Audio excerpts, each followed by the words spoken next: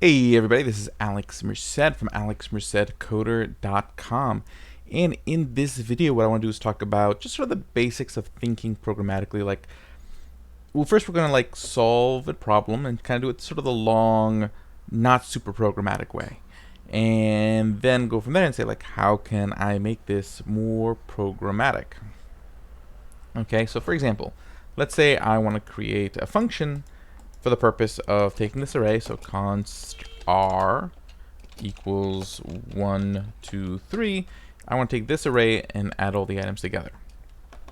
Okay, I could do something like this: const add array. That's going to be my function.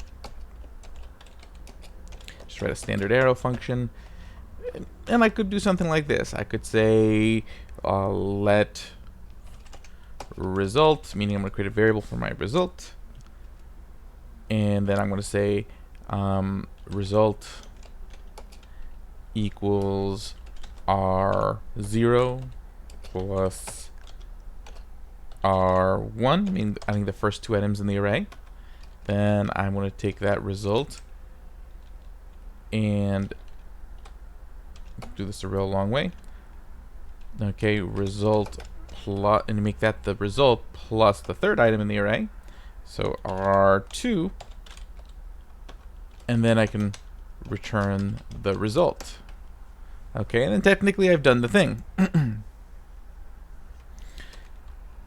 Okay, and in that case, let's see here, I can be like console.log add array, use the function node scratch.js, and see, I get the result. This is great, but here's the problem. There's a few problems. One, I've kind of typed certain things this is kind of repetitive code. I didn't need to write this, and there's a principle when it comes to programming, and that is dry. Don't repeat yourself. So we want to try to make our code less repetitive. So I see if I can do it in less lines, or I'm not doing the same thing more than once. Two, I've hard-coded the array in the function, which means this function only really works with this array. But there might be other arrays that I want to work with. So I'd rather not hard-code it because there might be other arrays I want to do with. Okay, so instead of saying, hey, I want to work directly with this array, what I can do is make a parameter in my function. This way I can use it for different arrays. So I can say the array. Okay, so in this case, instead of me working directly with this array, I'm going to have sort of like this imaginary array that doesn't exist yet because it's got to be passed into the function, and then think about how can I do it dynamically. So again, the idea is kind of to make my code less repetitive and more dynamic. So by thinking, I don't want to think about how to add this array, I want to think about how to add arrays in general. Okay, so in that case, let's go back and start with let result. Fine, that's fine. I can have a variable to hold my result. And instead, what we'll do is we'll just start it at 0. Okay. Oops, too many semicolons. But here's the thing: I don't know how big the array is. So this is where, because different arrays will have different sizes, this is where loops come into play. So again, not anything repetitive. You really want to start thinking about, hey, how can I use a loop to make it less repetitive? Because I'm going to keep adding numbers. So I could just do something like this: for every item of the array, so for every item the array has, I just want to take result, and instead of saying I could do this: result equals result plus item, and this would work. But I can do it even better. I typed in result twice. I'm repeating myself. Okay, and in most programming languages we have this operator where I can do plus equals, which is the same thing. It's saying, hey, take this thing and add it to this thing, and now this thing will equal the result of that. So I'm taking each thing, adding it to result, and then I return result. And again, I know there's quicker ways I could have done this, but the idea here is to show incrementally. Okay, and I got an error because I didn't pass the array. But see, now I can pass the array here, and I get the result for that array, but then I can also pass in other arrays. Okay, 7, 8, 9.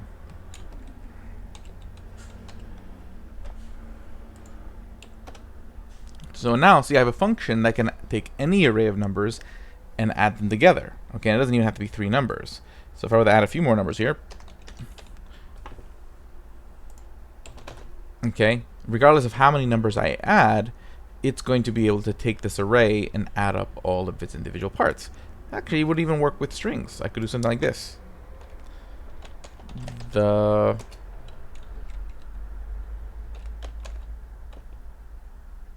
proof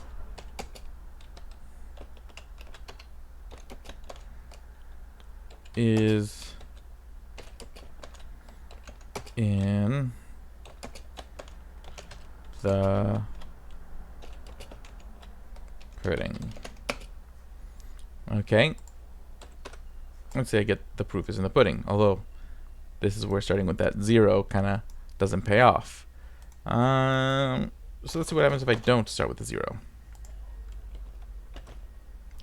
Okay, so that works here, but this CC starts as undefined. Okay. And I would like to make a function that's more dynamic, so I take this to the next level. So I'm thinking, okay, well, this might be a number, this might be a string.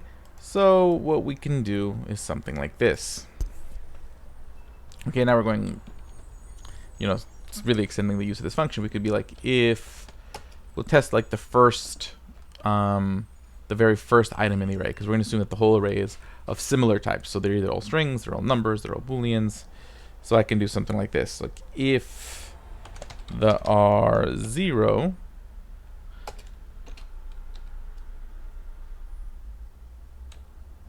and then again I still want to create result ahead of time, let result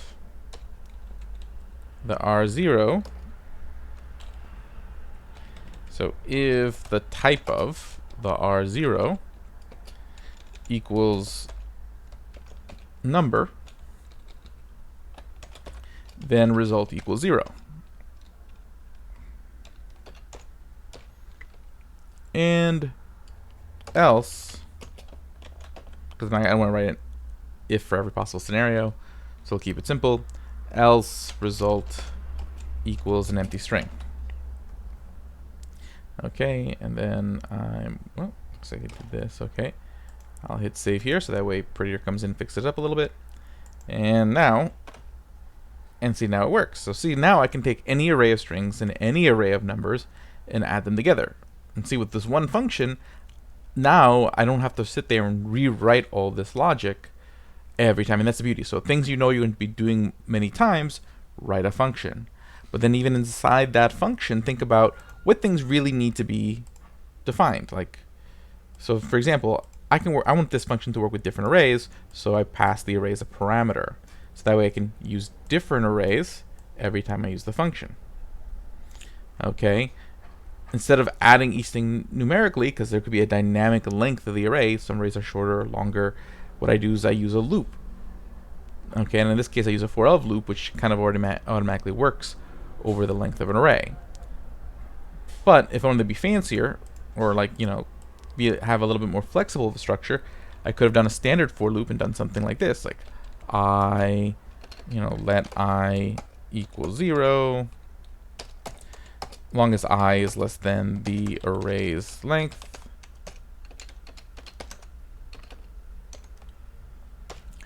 Okay, and then I plus plus. Okay, this would do the same thing. It would loop over the array. The only difference is that this item variable I have to declare.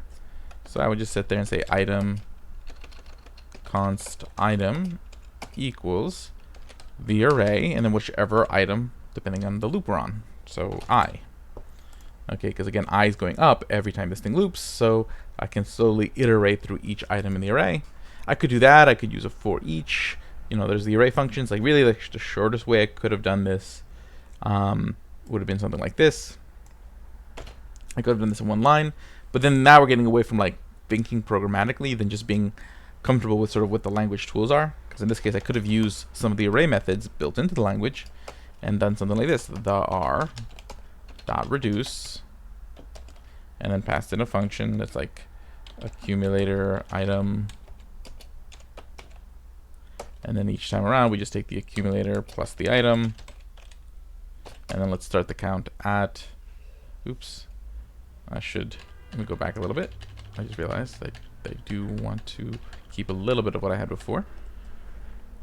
What I could do is I could replace this.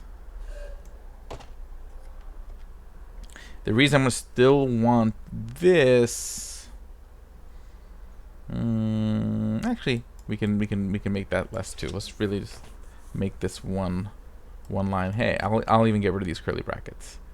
But again, right now what I'm doing is I'm taking advantage of all sort of the things that JavaScript gives you so it's also I'm taking advantage of syntactical features that JavaScript has as far as making smaller arrow functions, and I'm taking advantage of array methods. So this goes beyond just thinking programmatically and now also trying to get to know the particular language you're working with.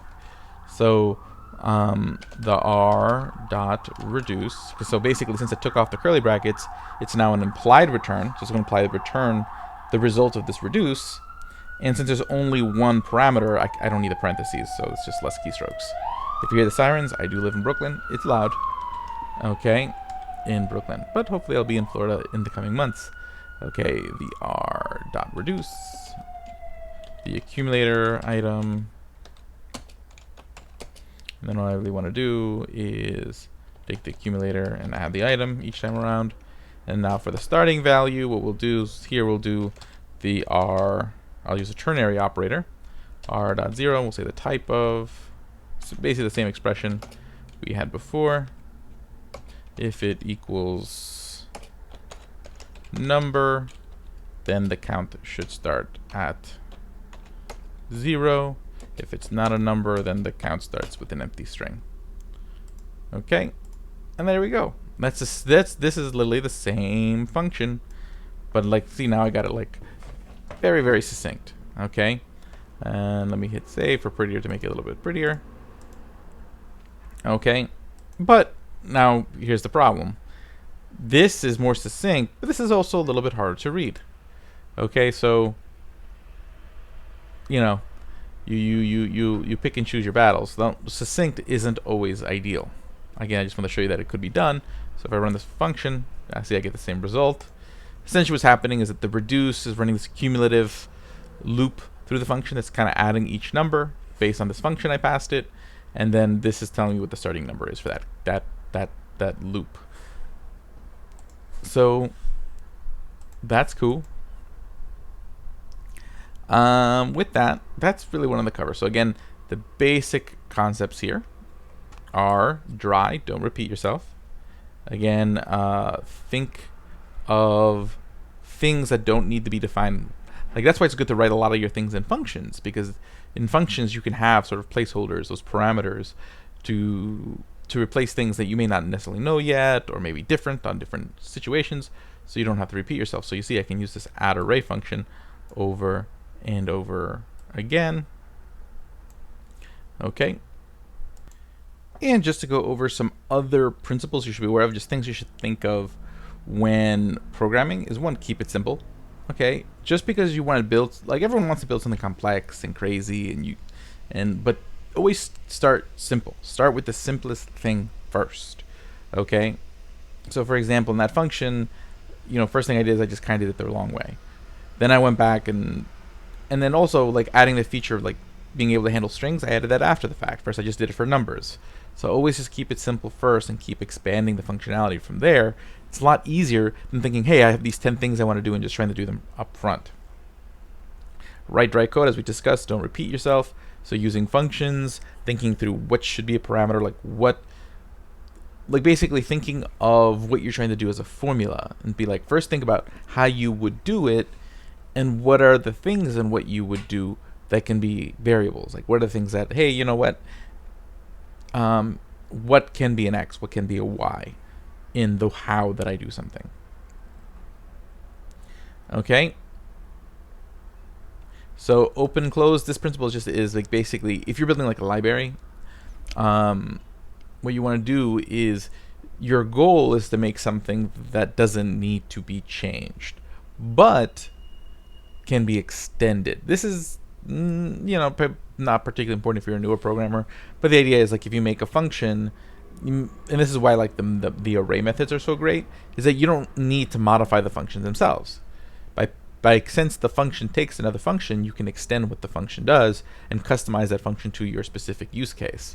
So when you're writing functions, writing libraries, thinking about like how to write it in a way that to extend what it can do doesn't require you to change what it currently does, that's pretty cool. Okay, basically, this is where like patterns like dependency injection become important because they give you a way to extend things without changing them.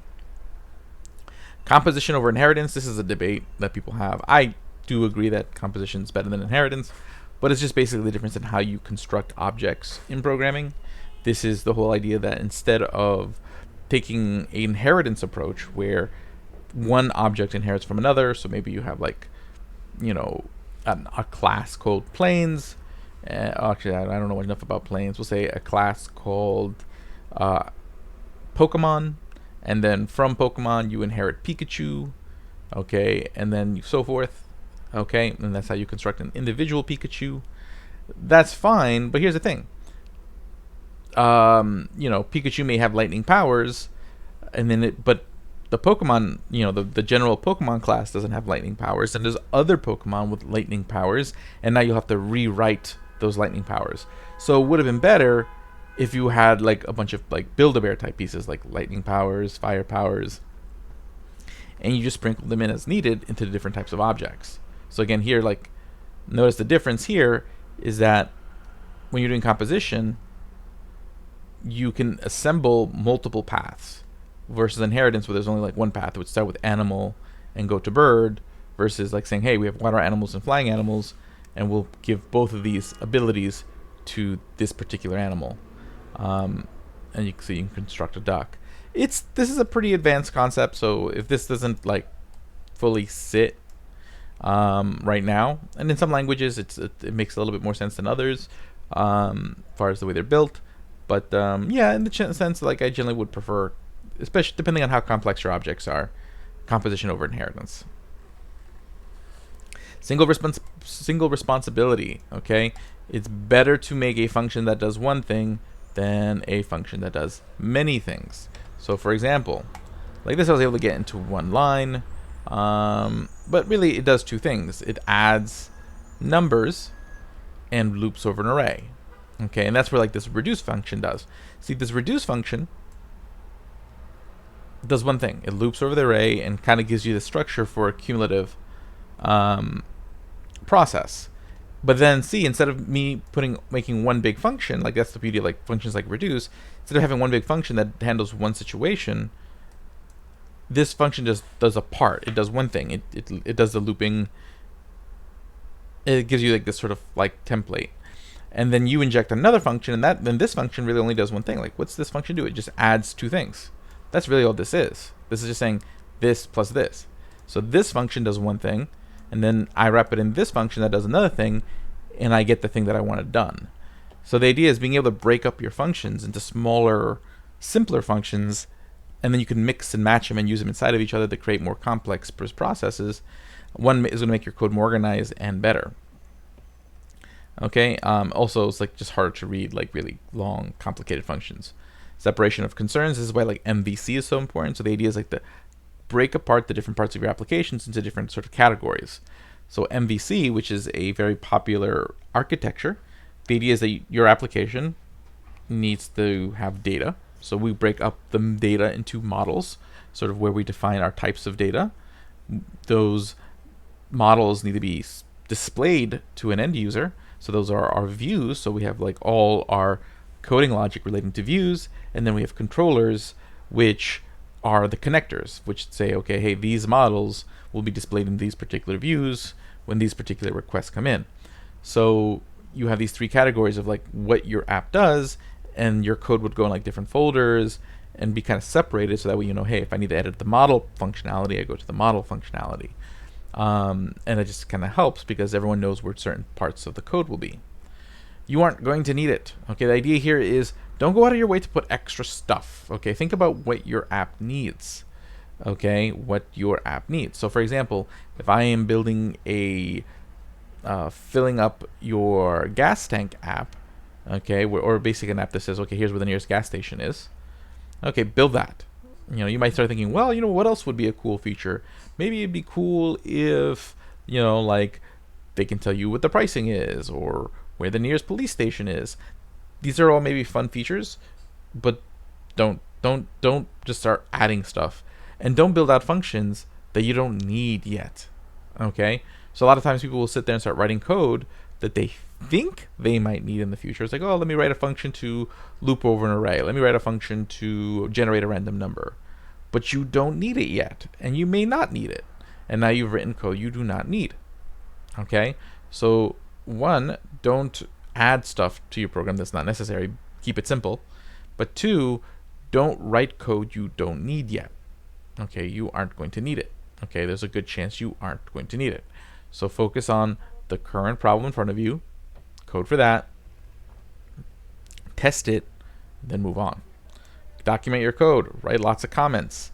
Okay, write documentation in markdown files. Okay, you want to make sure that it's easy for you to kind of figure out what you did in the past, because literally a couple days later, you'll forget what you did. Okay, I mean, I've been doing this for a while now, and I literally will forget. I'll have to go back and look at my code. Even if I'm looking at a blog post, I have to go back and kind of like rethink what I was thinking. Okay, refactor. Okay, kind of like we did at the beginning. We created a function that worked. It worked. It did the job that I wanted it to do. But I went back and I made it better, and then I made it better again. But always the first draft, don't think you're going to get the first draft perfect. Always first draft, just sit there and say, okay, just what do I need to do to get this to do the thing I want it to do, regardless of how many lines of code.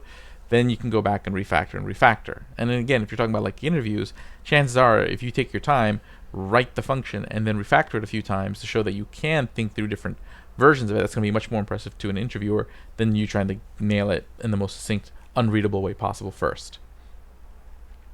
Clean code. You want code that is easy to read. So there's a balance between succinctness, not taking up too much space, and efficient sort of writing of your code that's nice for you because you don't have to type as much, versus code that is readable to your team members. So think through what your variable names are. Make sure that they're descriptive. So if I go back to here, see the function's name is pretty clear as to what the function does. Okay, the parameter name is pretty clear as to what this is. Okay, now where we start getting a little bit less readable is over here. Okay, so you see, like, I try to fit it all in one line. Okay, this may have been a little bit more readable, so I can make this a little bit more readable, but then I would have to introduce the curly brackets. So what I could have done to keep sort of this reduced style, okay, to make this like a little bit cleaner. Let's see what I did. That, and then I need to add another curly bracket over here. Oh, I see.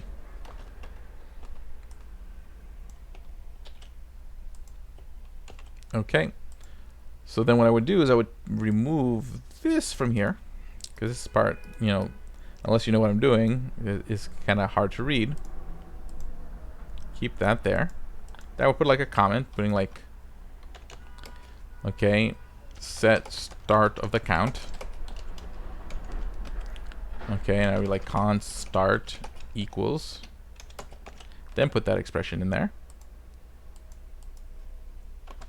And then add the items. Okay, and then I want to return the value. And then I just make sure I put the return value here, or return here, because again, now that I'm using curly brackets, it's no longer an implied return, so I got to use the return keyword. Okay, but that's like a little bit better. Okay, so like, see, like it's, I know, even if I'm not 100% sure what this ternary operator is, I know that this word start generally means like the start, and again, I got to make sure I add that over here, start.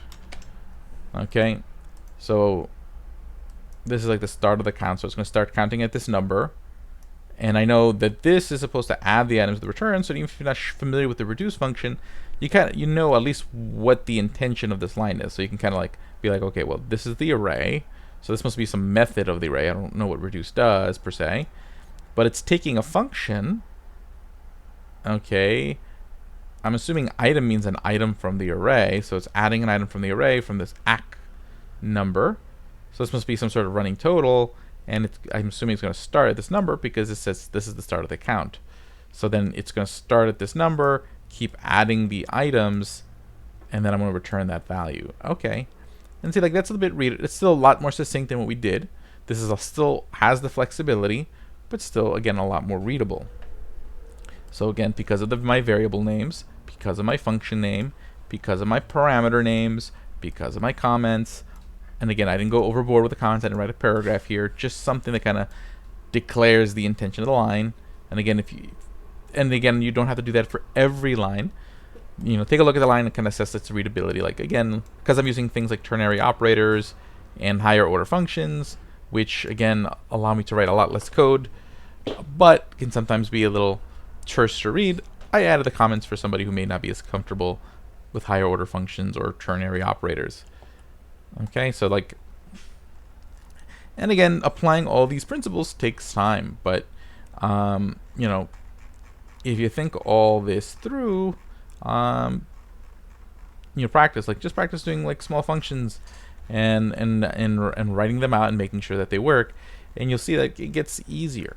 Okay, of just looking at something and thinking through what the variables are, because basically the programming is all about looking at a problem and kind of abstracting it, meaning not thinking of the actual problem, but what the fundamental like process is, and what are the inputs that will result in the output that you want, so that way you can write the process in a way that not only solves your current problem, but can be reused. Okay, because reusability is what's going to reduce your workload over time, make your code better, make it more maintainable. Because again, if you write your code more dynamic, you don't have to refactor it as often, which means it's more maintainable. Okay, you'll be able to use it to more use cases instead of having to edit the code every time the situation changes a little bit. But yeah, you'll just be a better coder. So hopefully you guys found that useful. My name is Alex Merced from alexmercedcoder.com. Make sure you sign up for the Discord and Slack channels over there at devnursery.com. Subscribe to this YouTube channel, follow me on Twitter, and subscribe to my podcast, WebDev 101. Have a great day and enjoy.